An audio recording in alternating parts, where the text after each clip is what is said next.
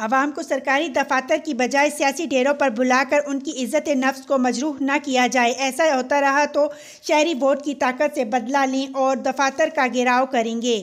Pakistan Peoples party کے ضلعی رہنما سیف علی خان کی دیپال پور میں میڈیا سے گفتگو۔ مزید جانتے ہیں اپنے نمائندے اشتیاق احمد جٹ سے۔ اوکاڑہ کی تحصیل دیپال پور میں پاکستان پیپلز پارٹی کے ضلعی رہنما سیف علی خان نے میڈیا سے گفتگو کرتے ہوئے کہا ہے کہ نئے پاکستان میں عوام کو اپنے جائز کاموں کے حصول کے لیے سرکاری دفاتر کی بجائے سیاسی ڈیروں پر بلا کر رسوا کیا جانا افسوسناک امر ہے۔